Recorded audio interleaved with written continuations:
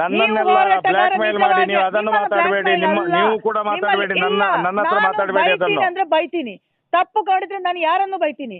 ನೀವು ಹೋರಾಟದಲ್ಲಿ ನಿಜವಾಗಿ ನಾಯಕರಾದ್ರೆ ನಿಮ್ಮ ಟೀಮ್ ಅನ್ನು ನೀವು ಸರಿ ಮಾಡಿ, ಇಲ್ಲ ಅಂದ್ರೆ ನಿಮ್ಮ ಟೀಮ್ ಅನ್ನು ನೀವು ಸರಿ ಮಾಡಿ. ನಿಮ್ಮ ಹುಡುಗರು ಇದ್ದಾರಲ್ಲ, ನನ್ನ ಹತ್ರ ಲಕ್ಷಾಂತರ ಜನ ಇದ್ದಾರೆ. ನೀವು ಅದನ್ನ ಸರಿ ಮಾಡಿ ಮಾತಾಡ್ಕೊಂಡು ಹೋದ್ರೆ ಯಾರು ಸರಿ ಮಾಡಿ. ನಾನು ಡೀಲ್ ಆಗಿದ್ದೀನಿ ಅಂತ ನೀವು ಹೇಳ್ತೀರಾ? ನಾನು ಡೀಲ್ ಆಗಿದ್ದೀನಿ, ನಿಮ್ಗೆ ಯಾರು ಹೇಳಿದ್ದು? ಡೀಲ್ ಮಾಡ್ಕೊಂಡವ್ರ ಹತ್ರ ನೀವು ಯಾರು ಹೇಳಿದ್ರೆ ಅವ್ರ ಹತ್ರ ಕೇಳಿ. ಶ್ರೀನಾಥ್ ಶೆಟ್ಟಿ ಯಾರು ನಿಮ್ಗೆ? ನೀವು ಯಾರ ಹತ್ರ ನಿಮ್ಗೆ ಹೇಳಿದ್ದಾರೆ ಅವ್ರ ಹತ್ರ ಕೇಳಿ, ನನ್ನ ಹತ್ರ ಕೇಳಿದ್ರೆ. ಅವ್ರು ಮಾತಾಡಲ್ಲ, ನನ್ನಲ್ಲಿ ಮಾತಾಡಲ್ಲ. ನಿಮ್ಮ ಅಣ್ಣ ನನ್ನ ಹತ್ರ ಕೇಳಿದ್ರೆ ನೀವು ಇಷ್ಟ ತನಕ ನನ್ನ ಹತ್ರ ಕೇಳಿದ್ರೆ ನೀವು ಅಡಿಗೆ ಕೂತ್ಕೊಂಡ್ರೆ ನಾನೆಲ್ಲಿ ಕಾಂಟ್ಯಾಕ್ಟ್ ಮಾಡುದು?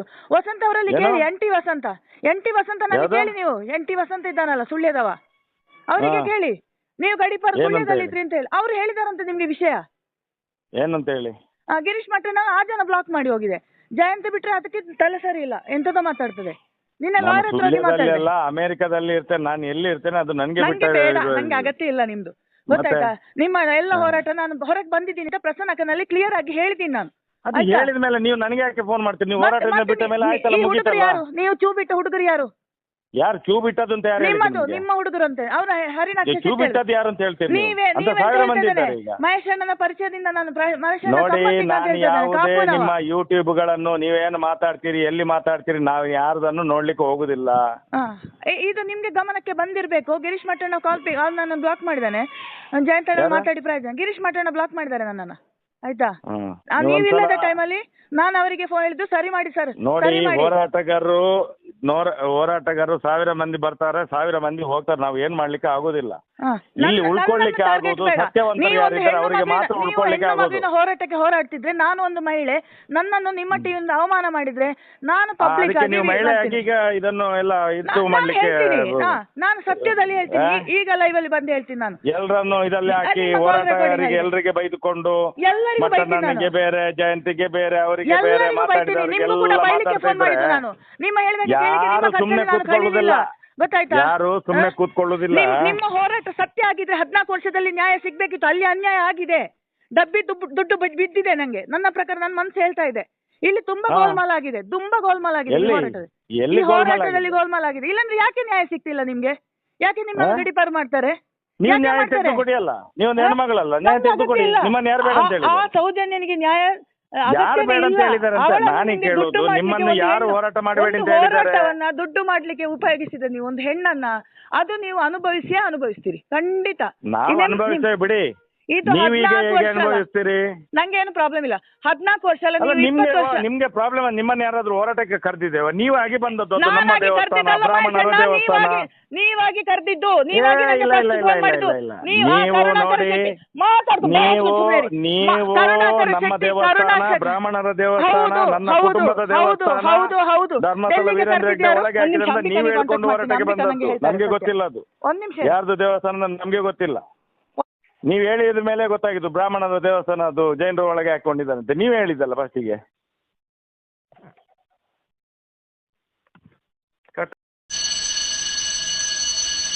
ಹಲೋ, ನಮಸ್ತೆ. ನಮಸ್ತೆ ಗೌಡ್ರೆ. ನಮಸ್ತೆ.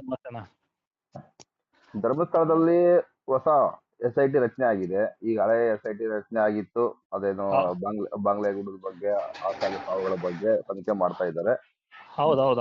ಅದು ನಿಯತ್ತ ಮಾಡ್ತಾರೋ ಅದು ಹೆಂಗ್ ಮಾಡ್ತಾರೋ ಗೊತ್ತಿಲ್ಲ. ಧರ್ಮಸ್ಥಳದ ದನಿಗಳ ಪರವಾಗಿ ಮಾಡ್ತಾರೋ ಅಕಸ್ಮಾತ್ ಸಮಾಜದ ಕಳಕಳಿಯಿಂದ ಮಾಡ್ತಾರೋ ಗೊತ್ತಿಲ್ಲ. ಅದು ಅದ್ರ ಬಗ್ಗೆ ನಾ ಹೇಳೋದು ಬೇಕಾಗಿಲ್ಲ. ಅದು ಮುಗಿದ ಮೇಲೆ ಗೊತ್ತಾಗುತ್ತೆ ಏನಾಗಿದೆ ಏನ್ಬಿಟ್ಟತ್ ಅಂತೇಳಿ. ಈಗ ಒಂದು SIT ರಚನೆ ಆಗಿದೆ ಅಂತೇಳಿ ನ್ಯೂಸ್ ಬರ್ತಾ ಇದೆ ಸರ್. ಅದ್ರ ಬಗ್ಗೆ ನಾನು ನೋಡಿದೆ. ಅದು ಯಾವ್ದ್ರ ಬಗ್ಗೆ ಎಂಬುದು ಸ್ವಲ್ಪ ಕ್ಲಿಯರ್ ಕಟ್ ಆಗಿ ಹೇಳ್ತೀರಾ ಸರ್? ಜನಗಳಿಗೆ ತಿಳಿಸ್ಬೇಕು ಸರ್. ಈಗ ಅಂದ್ರೆ ಇದು 2022 ಇದು 2022 ಹೌದು. ಡಿಸೆಂಬರ್ 17, 2022 ಶ್ರೀಧರ್ ಅಂತೇಳಿ ಒಬ್ಬರ ವ್ಯಕ್ತಿಯ ಮರ್ಡರ್ ಆಗುತ್ತೆ. ಆ ಮರ್ಡರ್ಗೆ ಸಂಬಂಧಪಟ್ಟಂತೆ ಈಗ ಹೈಕೋರ್ಟ್ ಚಾಟಿ ಬೀಸಿದ ಮೇಲೆ ಈಗ SIT ಒಂದು ರಚನೆ ಆಗಿರ್ತಕ್ಕಂಥದ್ದು. ಈ ಶ್ರೀಧರ್ ಅಂತಕ್ಕಂಥವ್ರು ಈಗ ಧರ್ಮಸ್ಥಳದ ಬೆಳ್ತಂಗಡಿಯ ಶಿವಾಜಿ ಅಂತೇಳಿ ಒಂದು ಗ್ರಾಮ. ಆ ಶಿವಾಜಿ ಗ್ರಾಮದಲ್ಲಿ AC ಕೊರಿಯನ್ ಅಂತೇಳಿ ಅವರ ಒಂದು ಫಾರ್ಮ್ ಹೌಸ್ ಇರುತ್ತೆ. ಆ ಫಾರ್ಮ್ ಹೌಸ್ ನಲ್ಲಿ ಇವರು ಒಂದು ಮೇಲ್ವಿಚಾರಕರಾಗಿ ಕೆಲಸ ಮಾಡ್ತಾ ಇರ್ತಾರೆ. ಈ ಮೇಲ್ವಿಚಾರಕರಾಗಿ ಕೆಲಸ ಮಾಡ್ತಾ ಇರತಕ್ಕಂತಹ ಸಂದರ್ಭದಲ್ಲಿ ಒಂದು ಗಲಾಟೆ ನಡೆಯುತ್ತೆ, ಹಲ್ಲೆ ನಡೆಯುತ್ತೆ. ಅದರಲ್ಲಿ ಲಕ್ಷ್ಮಣ್ ಪೂಜಾರಿ, ತಿಮ್ಮಪ್ಪ ಪೂಜಾರಿ ಮತ್ತು ಕೆ ಆನಂದ್ ಮತ್ತು ಇನ್ನೊಬ್ರು ಯಾರೋ ಇದ್ದಾರೆ. ಈ 4 ಜನ ಕೂಡ ಹಲ್ಲೆ ಮಾಡ್ತಾರೆ. ಆಗ ಅಲ್ಲಿ ಇರ್ತಕ್ಕಂತ ತೋಟ ಸಿಬ್ಬಂದಿಗಳು ಏನಿದ್ದಾರೆ ಅಂದ್ರೆ ಅಬ್ರಹಾಂ ಮತ್ತು ಪರಮೇಶ್ವರ್ ಅಂತೇಳಿ, ಈ ಇಬ್ರು ಸಿಬ್ಬಂದಿಗಳು ಅದನ್ನ ಗಲಾಟೆನ ತಡೀತಾರೆ, ನಿಲ್ಲಿಸ್ತಾರೆ. ನಿಲ್ಲಿಸಿದಾದ ನಂತರ ಡಿಸೆಂಬರ್ 17, 2022ರಂದು ಈ ಶ್ರೀಧರ್ ಅಂತಕ್ಕಂಥವ್ರನ್ನ ಮಾತನಾಡ್ಸಕ್ಕಂತೇಳಿ ಹೋದಾಗ ಇವರು ಮಾತನಾಡೋದಿಲ್ಲ. ಅದ್ರ ಬದಲಾಗಿ ಆ ತೋಟ ಏನಿದೆ, ಆ AC ಕುರಿಯನ್ ಮಾಲೀಕತ್ವದ ಫಾರ್ಮ್ ಹೌಸ್ ಏನಿದೆ, ಆ ಫಾರ್ಮ್ ಹೌಸ್ ನ ಒಂದು 250 ಮೀಟರ್ ಅಥವಾ 300 ಮೀಟರ್ ದೂರದಲ್ಲಿ ಏನಾಗುತ್ತೆ, ಇವ್ರ ಡೆಡ್ ಬಾಡಿ ಸಿಗುತ್ತೆ. ಅವಾಗ ಒಂದು ಬೆತ್ತಲಾದಂತಹ ಒಂದು ಪರಿಸ್ಥಿತಿಯಲ್ಲಿ ಇರುತ್ತೆ ಮತ್ತು ಗಾಯಗಳಾಗಿರ್ತಕ್ಕಂಥದ್ದು ಮೇಲ್ನೋಟಕ್ಕೆ ಕಂಡು ಬರುತ್ತೆ. ಈ ಗಾಯಗಳಾಗಿರ್ತಕ್ಕಂಥದ್ದು ಮೇಲ್ನೋಟಕ್ಕೆ ಕಂಡು ಬಂದಾಗ ಏನ್ ಮಾಡ್ತಾರೆ, ಧರ್ಮಸ್ಥಳ ಠಾಣೆಯಲ್ಲಿ 91/2022 ಅಂತೇಳಿ ಇದು ಕೊಲೆ ಕೇಸ್ ಅಂತೇಳಿ, ಕೊಲೆ ಅಂತೇಳಿ ಇದು ಪ್ರಕರಣ ದಾಖಲಾಗುತ್ತೆ. ಕೊಲೆ ಅಂತೇಳಿ ಪ್ರಕರಣ ಆದ್ಮೇಲೆ ಇದು ತನಿಖೆಯಲ್ಲಿ ಏನಾಗಿದೆ ಅಂದ್ರೆ ವಿಷ ಸೇವಿಸಿ ಅಸಹಜ ಸಾವು ಅನ್ನುವಂತ ರೀತಿಯಲ್ಲಿ ತನಿಖೆ ಆಗಿರ್ತಕ್ಕಂಥದ್ದು. ಹಂಗಾಗಿ ಇವರು ಹೇಳಿ, ವಿಷ ಸೇವಿಸಿದ್ರೆ ಎಲ್ಲೋ ಒಂದು ಮೂಲೆಗೆ ಬಿದ್ದಿರ್ಬೇಕು, ಈ ತರ ಬೆತ್ತಲಾಗಿ ಬಿದ್ದಿರ್ತಕ್ಕಂಥದ್ದು. ಹೌದೌದೌದು ನೋಡ್ರಿ, ಅದು ತಂತಿ ಬೇಲಿ ಹರಿದಿದೆ, ತಂತಿ ಬೇಲಿ ಮುರಿದು ಬಂದಿದ್ದಾರೆ, ಆಮೇಲೆ ಅಲ್ಲಿ ಹಲ್ಲೆ ಆಗಿದೆ, ಎಲ್ಲ ಆಗಿದೆ. ಆಮೇಲೆ ಮೇಲ್ಗಡೆ ಅಂದ್ರೆ ಡೆಡ್ ಬಾಡಿಯಲ್ಲಿ ಗುರುತುಗಳಿದಾವೆ. ಆ ಗುರುತುಗಳಿದ್ದಂತಹ ಸಂದರ್ಭದಲ್ಲಿ ಬೆತ್ತಲಾದಂತಹ ಸ್ಥಿತಿಯಲ್ಲಿ ಇದ್ದ ಮೇಲೆ ಅದು ಕೊಲೆ ಆಗಿರುತ್ತೆ. ಅದು ಯಾರು ಅಂತೇಳಿ ಕಂಡುಹಿಡಿಬೇಕು. ಅಥವಾ ಇವರ ಆರೋಪಿಗಳನ್ನ ಪೊಲೀಸರು ರಕ್ಷಣೆ ಮಾಡ್ತಾ ಇದ್ದಾರೆ, ಅಲ್ಲಿಯ ಶಾಸಕರು, ಅಲ್ಲಿಯ ಪೊಲೀಸರು ರಕ್ಷಣೆ ಮಾಡ್ತಾ ಇದ್ದಾರೆ. ಈಗಾಗಲೇ ಧರ್ಮಸ್ಥಳ ಪ್ರಕರಣ ಏನಿದೆ, ಈಗ ಈ 2022 ಕೇಸ್ 1, ಅದಾದ ನಂತರ ಈಗೇನು SIT ಮುಂಚೆ ಏನು SIT ಫಾರ್ಮ್ ಆಗಿರೋದು 106 ಅಸಹಜ ಸಾವು ಮತ್ತು ಕೊಲೆ ಅತ್ಯಾಚಾರಕ್ಕೆ ಸಂಬಂಧಪಟ್ಟಂತೆ ಆಗಿದೆ. ಹಂಗಾಗಿ ಗಂಭೀರವಾಗಿ ಇದನ್ನ ಹೈಕೋರ್ಟ್ ಪರಿಗಣಿಸಿದೆ. ನ್ಯಾಯಾಧೀಶರಾಗಿರ್ತಕ್ಕಂತಹ ಮಿಸ್ಟರ್ ನಾಗಪ್ರಸನ್ನ ಅವರು, ನ್ಯಾಯಾಧೀಶರು ನಾಗಪ್ರಸನ್ನ ಅವರು ಅವರಿಗೆ ಹೈಕೋರ್ಟ್ ಇವರಿಗೆ ಚೀಮಾರಿ ಹಾಕಿದೆ. ಅಂದ್ರೆ ತನಿಖೆ ಅತ್ಯಂತ ಕಳಪೆ, ಆಬ್ಸಲ್ಯೂಟ್ಲಿ ಶಾಡಿ ಅಂತೇಳಿ ಹೇಳಿದೆ. ಅಂದ್ರೆ ಈ ರೀತಿಯಾದಂತಹ ಕೆಲಸಗಳನ್ನ ಅಲ್ಲಿ ಮಾಡ್ತಾ ಇದ್ದಾರೆ. ಯಾರ ಪರವಾಗಿ ಮಾಡ್ತಾ ಇದ್ದಾರೆ, ಯಾಕೆ ಮಾಡ್ತಾ ಇದ್ದಾರೆ, ಅಂತಹ ಪ್ರಭಾವಿ ಯಾರು ಅಂದ್ರೆ ಈ ಏನು ಸರ್ಕಾರವನ್ನೇ ಒಂದು ಕೈಯ ತುದಿ ಬೆರಳಲ್ಲಿ ಇಟ್ಟುಕೊಂಡು ಆಟ ಆಡಿಸ್ತಾ ಇದ್ದಾನ ಆ ವ್ಯಕ್ತಿ. ಈ ಒಂದು ಕಡೆಗೆ ಎಸ್ಟಿನ್ ಫೈಲ್ಸ್ ವಿದೇಶದಲ್ಲಾದ್ರೆ ಈ ಧರ್ಮಸ್ಥಳ ಫೈಲ್ಸ್ ಈ ನಮ್ಮ ಕರ್ನಾಟಕದಲ್ಲಿ, ಅದು ಧರ್ಮಸ್ಥಳದ ಫೈಲ್ಸ್ ನಲ್ಲಿ ಇದು ಒಂದು ರೀತಿಯಾದಂತಹ ಒಂದು ಫೈಲ್ಸ್ ಆಗಿ ಇದೆ. ಅದೆಲ್ಲ ತನಿಖೆ ಹೊರಗೆ ಬರಬೇಕು. ಈಗ ಸುಮ್ನೆ ಈ ನಕಲಿ ಹಿಂದುತ್ವ ಹೋರಾಟಗಾರರ ಅಂತೇಳಿ ಸುಮ್ನೆ ಹೋಗಿ ಬರೋದಲ್ಲ. ಇವ್ರು ಯಾರು ಹೋರಾಟಗಾರರ, ಇವ್ರು ಯಾರು ಧರ್ಮಸ್ಥಳದಲ್ಲಿ ಗ್ರಾಮ ಪಂಚಾಯತಿಯ ದಾಖಲೆಗಳನ್ನ ಯಾರು ಇವ್ರೇನು ನೋಡಿಲ್ಲ, ವರದಿಯನ್ನು ಪರಿಶೀಲನೆ ಮಾಡಿಲ್ಲ, ಅಲ್ಲಿ ಠಾಣೆಗಳಲ್ಲಿ ಆಗಿರ್ತಕ್ಕಂಥ ವರದಿಯನ್ನು ಇವ್ರು ಏನಾದ್ರು ಪರಿಶೀಲನೆ ಮಾಡಿಲ್ಲ. ಅಲ್ಲಿ ಆಗಿರ್ತಕ್ಕಂಥ ಆಮೇಲೆ 2016ರಲ್ಲಿ ಉಗ್ರಪ್ಪ ವರದಿ ಆಯ್ತು, 3 ದಿವಸಕ್ಕೆ ಒಂದು ಸಾವು ಅಂತೇಳಿ, ಅದನ್ನ ಇವ್ರು ಏನಾದ್ರು ವರದಿ ಮಾಡಿದಾರ? ಆ ವರದಿಯನ್ನು ಏನಾದ್ರು ಓದಿದಾರ ಇವ್ರು ಯಾವೂ ಓದಿಲ್ಲ. ಗ್ರಾಮ ಪಂಚಾಯತಿ ಆಗಿರ್ಬೋದು, ಪೊಲೀಸ್ ಠಾಣೆ ಆಗಿರ್ಬೋದು, ಉಗ್ರಪ್ಪ ವರದಿ ಆಗಿರ್ಬೋದು, ಈ 3 ಯಾವನ್ನೂ ಕೂಡ ಓದ್ದೇನೆ ಸುಮ್ನೆ ಅಲ್ಲಿ ಹೋಗ್ಬಿಟ್ಟು ಸುಮ್ನೆ ಯಾರೋ ಅವರು BJP ಲೀಡರ್ಸ್ ಯಾತ್ರೆ, ಧರ್ಮಸ್ಥಳ ಯಾತ್ರೆ ಅಂತ ಹೋದ್ರಂತೆ, ಇವ್ರು ಊರಿನಂಗೆ ಅವ್ರಿಂದ ಹಂಗೆ ಈ ಕುರಿ ಒಂದ್ ಹೋದ್ರೆ ಇನ್ನೊಂದು ಹಿಂಗ್ ಹೋಗ್ತದಲ್ಲ, ಹಂಗ್ ಹೋಗೋದು. ಅಲ್ಲಿ ಏನಾಗಿಲ್ಲ, ಇದು ಷಡ್ಯಂತ್ರ.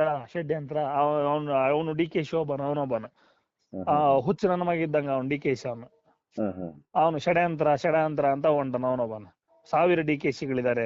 ಏನು ಸಾವಿರ ಅಲ್ಲಿ ನೋಟಿನ ಕಂತೆಗಳೇನನ್ನ ಅಲ್ಲಿ ಇರ್ಬೇಕು. ಹಂಗಾಗಿ ಅವ್ರ ಪರವಾಗಿ ಮಾತಾಡ್ತಾರ. ಯಾಕಂದ್ರೆ ಒಬ್ಬ DCM ರಾಜ್ಯದ ಉಪಮುಖ್ಯಮಂತ್ರಿ ಆಗಿ ಹೆಂಗ್ ಮಾತಾಡ್ಬೇಕು, ಹೆಂಗಿಲ್ಲ, ಕಾನೂನು ರೀತಿಯಲ್ಲಿ ಆಗಿ ಮಾಡ್ಬೇಕು ಗೊತ್ತಾಗ್ಬೇಕಲ್ಲ. ಅವ್ರದೇ ಸರ್ಕಾರ SIT ರಚನೆ ಮಾಡಿರ್ತಕ್ಕಂಥದ್ದು. ಅವ್ರದೇ ಸರ್ಕಾರ SIT ರಚನೆ ಮಾಡಿದ್ಮೇಲೆ ಇದು ಮುಂಚೆನೆ ಅವರು SIT ಮತ್ತೆ ರಚನೆ ಮಾಡಿದ್ಯಾಕೆ, ಮತ್ತೆ ಷಡ್ಯಂತ್ರ ಅನ್ನೋದು ಯಾಕೆ? ಮುಂಚೆ ಷಡ್ಯಂತ್ರ ಇದು SIT ರಚನೆ ಮಾಡಲ್ಲ ಅಂತ ಹೇಳಿ ಕೋರ್ಟಿಗೆ ಹೇಳ್ಬೋದಾಗಿತ್ತಲ್ಲ. ಅಲ್ಲ ಬಾಯಿಗೇನು ಸಗಣಿಗೆ ಎಂದಿದ್ರ ಅವಾಗ? ಅಲ್ಲ, ಉನ್ನತ ಮಟ್ಟದ ತನಿಖಾಧಿಕಾರಿ IAS, IPS, DGP high level ಚಿನ್ನ ತನಿಖೆ ಮಾಡಿದ್ರು. ಇಲ್ಲಿ ಷಡ್ಯಂತ್ರ ಇದೆ, ಇಲ್ಲಿ ನೋಡ್ರಿ, ಈಗ ಕೋಟ್ಯಾಂತರ ಜನರಿಗೆ ಗೊತ್ತಿದೆ ಅಲ್ಲಿಯ ಪ್ರಭಾವಿಗಳು ಯಾರು, ಅಲ್ಲಿ ಇವನ್ನೆಲ್ಲ ಯಾರು ಕಾಪಾಡ್ತಾ ಇದ್ದಾರೆ, ಇವನ್ನೆಲ್ಲ ಹೊರಗಡೆ ಬರ್ಲಾರ್ದಂಗೆ ಯಾರೆಲ್ಲ ನೋಡ್ಕೊಳ್ತಿದಾರೆ ಅಂತ ಕೋಟ್ಯಾಂತರ ಜನರಿಗೆ ಗೊತ್ತು. ನಿಮಗೂ ಗೊತ್ತು, ನನಗೂ ಗೊತ್ತು, ಎಲ್ರಿಗೂ ಗೊತ್ತು. ಆದ್ರೆ ಹೇಳಲ್ಲ ಅಷ್ಟೇ. ಪ್ರಭಾವ ಇದೆ. ಒಟ್ಟ ನೋಡಪ್ಪ, ಧರ್ಮಸ್ಥಳದ ಏನೋ ಕೊಲೆ ಆದ್ರ ಸಮೇತ ಅದ್ನೇನೋ ಒಂದು ಮಣ್ಣೆರ್ಚುವಂತೆ ಕೆಲಸ ಮಾಡ್ತಾರೆ, ಸಾಕ್ಷಿ ನಾಶ ಅಷ್ಟೇ ಅಷ್ಟೇ ಮಾಡೋದು. ಸರ್, ಅಷ್ಟೇ ಅಷ್ಟೇ. ಈಗ ನೋಡ್ರಿ, ಈಗ ಇಲ್ಲೇ ಎಲ್ಲೋ ಆದ್ರೆ 6 ತಾಸಲ್ಲಿ ಹಿಡ್ದಂತವ್ರು ಇದಾರೆ. ಹೌದೌದು. ರೇಪನ್ ಮಾಡ್ರಾದ್ರೆ 6 ತಾಸಲ್ಲಿ ಹಿಡ್ದಂತವ್ರು ಇದಾರೆ. ಬೇಡ 24 hours ಅಲ್ಲಿ ಹಿಡ್ದಂತವ್ರು ಇದಾರೆ, ಇಲ್ಲ 48 hours ಅಲ್ಲಿ ಹಿಡ್ದಂತವ್ರು ಇದಾರೆ. ಹೌದೌದು. ಈಗ ಬಹಳಷ್ಟು ಜನ ಕೇಳ್ತಾರೆ, ಇದೊಂದೇ ನೀವು ಧರ್ಮಸ್ಥಳ ಫೈಲ್ಸ್ ಯಾಕೆ ನೀವು ಇದು ಮೂವ್ ಮಾಡ್ತಾ ಇದೀರಾ, ಬೇರೆ ಯಾಕೆ ಮೂವ್ ಮಾಡ್ತಾ ಇಲ್ಲ ಅಂತ ಹೇಳಿ. ಅಲ್ಲ ಯಾಕೆ ನೋಡಿ, ಅಂತಂದ್ರೆ, ಅಲ್ಲ 24 ಗಂಟೆ 44 ಗಂಟೆಯಲ್ಲಿ ಹಿಡಿತಾರೆ, ಅವ್ರನ್ನ ಹಿಡಿದು ಜೈಲಿಗೆ ಕಳ್ಸಂತ ಕೆಲಸ ಮಾಡ್ತಾರೆ. ಆದ್ರೆ ಅಲ್ಲಿ ಧರ್ಮಸ್ಥಳದಲ್ಲಿ ಆಗಿರ್ತಕ್ಕಂತಹ ಮತ್ತು ಸುತ್ತಮುತ್ತ ಆಗಿರ್ತಕ್ಕಂತ ಕೊಲೆಗಳು ಏನಿದಾವೆ, ಅದಕ್ಕೆ ಯಾವ ಒಬ್ಬ ವ್ಯಕ್ತಿ ಕೂಡ ಪತ್ಯ ಆಗೋದಿಲ್ಲ. ಅದಕ್ಕೆ ನಾವು ಹಿಡ್ಕೊಂಡಿದೀವಿ, ಇಲ್ಲಿ ಯಾವ ಪ್ರಭಾವ ಇದ್ದಾನೆ, ಇಲ್ಲಿ ಯಾವ ರಾಜಕಾರಣಿ ಇದ್ದಾನೆ ಅಂತೇಳಿ ಅದಕ್ಕೆ ನಾವು ಹಿಡ್ಕೊಂಡಿರೋದು. ಯಾಕೆ ಧರ್ಮಸ್ಥಳ ಫೈಲ್ಸ್ ಹಿಡ್ಕೊಂಡಿವಿ ಅಂದ್ರೆ ಆ ಕಾರಣಕ್ಕೆ ಹಿಡ್ಕೊಂಡಿರ್ತಕ್ಕಂಥದ್ದು. ಅಲ್ಲಲ್ಲ, ಒಂದ್ ನಿಮಿಷ, ಇವ್ರೇನು ಹಿಂದೂಗಳು ಅಂತ ಹೇಳ್ತಾರಲ್ಲ, ಅಲ್ಲಿ ಸತ್ತಿರ್ತಕ್ಕಂಥವ್ರು ಎಲ್ಲರೂ ಹಿಂದೂಗಳೇ, ಬ್ಯಾರೆ ಯಾರು ಅಲ್ಲ. ಇದು ವೇದವಲ್ಲಿ ನಮ್ಮ ಬಳ್ಳಾರಿ ಜಡ್ಜ್ ಮಗಳು, ಬೇರೆ ಯಾರಲ್ರಿ, ಹೌದಲ್ರಿ, ಟೀಚರ್ ಅಲ್ಲ ನೋಡಿ, ಜಡ್ಜ್ ಮಗಳಿಗೆ ನ್ಯಾಯ ಇಲ್ಲ. ಟೀಚರ್ ಅವರು ಮುಂಚೆ ವಕೀಲರಾಗಿದ್ರು, ಆಮೇಲೆ ಜಡ್ಜ್ ಆದ್ರು. ಅವ್ರ ಮಗಳು ವೇದವಲ್ಲಿ ಅವ್ರ ಬ್ರದರ್ ಕೂಡ ಇಲ್ಲೇ ಹೊಸಪೇಟೆಯಲ್ಲಿ ಇದಾರೆ. ತಾಳೂರು ವೀರಭದ್ರಪ್ಪ ಅಂತೇಳಿ ಇಲ್ಲೇ ಹೊಸಪೇಟೆಯಲ್ಲಿ ಇದಾರೆ ಅವ್ರ ಬ್ರದರ್. ವೇದವಲ್ಲಿ ಅವ್ರನ್ನು ಅವ್ರದ್ದು ಮರ್ಡರ್ ಆಯ್ತು. ಅವ್ರ ಗಂಡ ಡಾಕ್ಟ್ರು ಹರಳೆ ಅವರು, ಬಿಡ್ಡಪ್ಪ ಹರಳೆ ಅಂತಂದು, ಹೌದಾ, ಅವ್ರದ್ದಾಯ್ತು. ಆಮೇಲೆ ಪದ್ಮಲತಾ, ಅದೇ ಧರ್ಮಸ್ಥಳ ಅಲ್ವಾ ಪದ್ಮಲತದ್ದು? ಹೌದು. 56 ದಿವಸನೋ ಎಷ್ಟು ದಿವಸ ಆದ್ಮೇಲೆ ಬಾಡಿ ಸಿಕ್ತಲ್ಲ.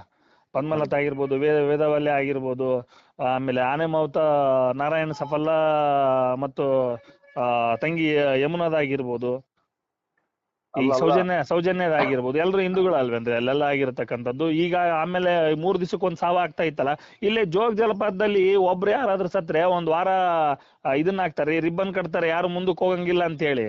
ಅಲ್ಲಿ 3 ದಿವಸಕ್ಕೊಂದ್ ಸಾವ ಆದ್ರೆ ಮತ್ತೆ ಅಲ್ಲಿ ಯಾಕೆ ಪೊಲೀಸರು ಯಾಕೆ ಮತ್ತೆ ಬೀಟ್ ಹಾಕ್ಲಿಲ್ಲ? ಪೊಲೀಸರು ಯಾಕೆ ಬೀಟ್ ಹಾಕ್ಲಿಲ್ಲ? ವಿಚಿತ್ರ.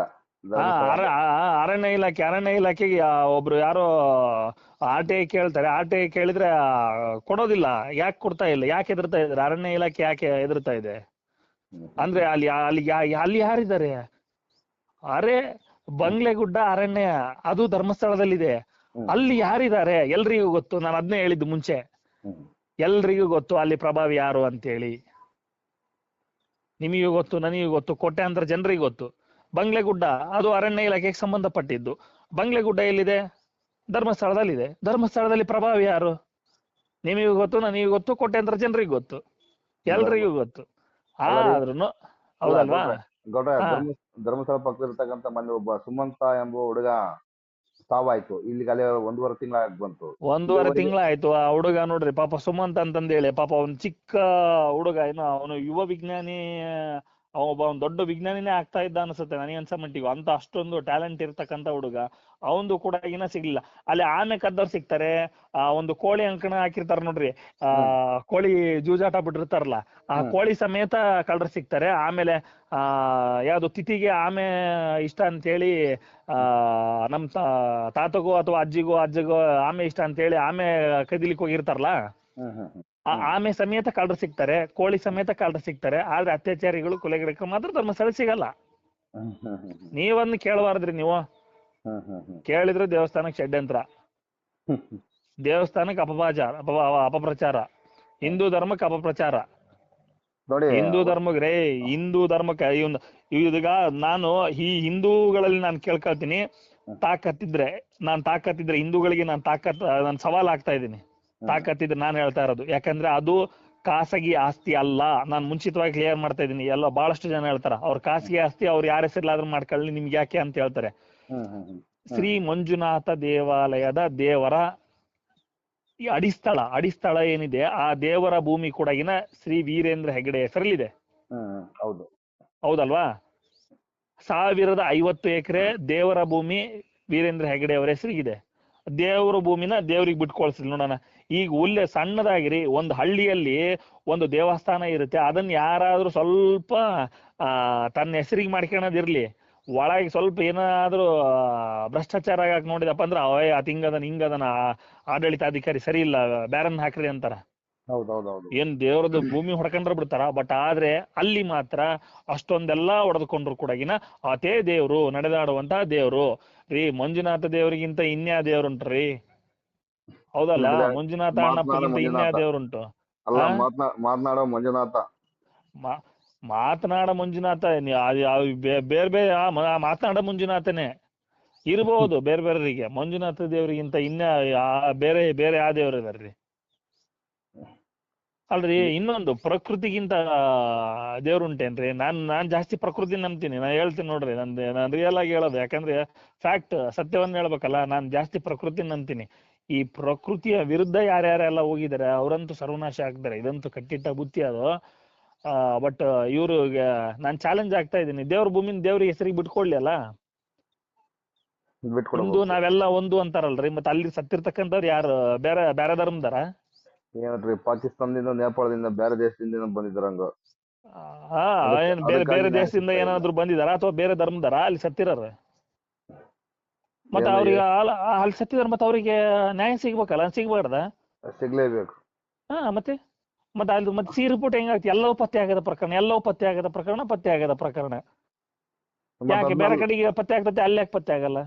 ಅಲ್ಲ ನೋಡಿ, ಮತ್ತೆ ಸಿ ರಿಪೋರ್ಟ್ ಅದನ್ನೇನು ಓಪನ್ ಮಾಡಕ್ ಹೋದಡಿ ಮತ್ತೆ ಅದಕ್ಕೆ ತಡೆ ಆಜ್ಞೆ ಇನ್ನೊಂದು ಮತ್ತೊಂದು. ಮತ್ತೆ ಈ ತರ ಇದೆ ಧರ್ಮಸ್ಥಳದಲ್ಲಿ. ಅಪಪ್ರಚಾರ ಹೆಂಗ್ರಿ ಆಗುತ್ತೆ? ಅಪಪ್ರಚಾರ ಮಾಡ್ತಕ್ಕಂತಾರ ಅವರು. ಈ ಇವರು ಯಾರು ವೀರೇಂದ್ರ ಹೆಗಡೆ ಅವರು ಯಾರು ದಿ ಇನ್ಸ್ಟಿಟ್ಯೂಷನ್ ಅಟ್ ಧರ್ಮಸ್ಥಳ ಅಂತೇಳಿ ಅದರ ಧರ್ಮಾಧಿಕಾರಿ ನಾನು ಅಂತೇಳಿ ತೋರ್ಸ್ಕೊಂಡಿದ್ದಾರೆ.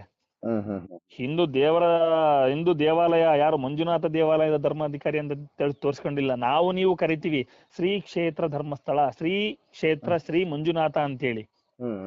ಹೌದಾ, ನಾವು ಹಿಂಗ ಕರಿತೀವಿ. ಬಟ್ ಆದ್ರೆ ಅದಕ್ಕೆ ಇನ್ನೊಂದು ಹೆಸರೈತೆ. ಲೀಗಲ್ಲಿ ಹೆಸರು ಕೊಟ್ಟಾರ, ಕಾನೂನು ಪ್ರಕಾರ ಹೆಸರು ಕೊಟ್ಟಾರ. ಏನು ಅಂತಂದ್ರೆ ದಿ ಇನ್ಸ್ಟಿಟ್ಯೂಟ್ ಅಟ್ ಧರ್ಮಸ್ಥಳ ಅಂತೇಳಿ. ನಾವು ನೀವು ಕರೆಯೋದು ಮಂಜುನಾಥ ದೇವರು ಅಂತೇಳಿ. ಬಟ್ ಅದಕ್ಕೆ ವೀರೇಂದ್ರ ಹೆಗಡೆ ಹೆಸರಿರ್ತಕ್ಕಂಥದ್ದು ಇದು ಇನ್ಸ್ಟಿಟ್ಯೂಟು ಅಂತೇಳಿ.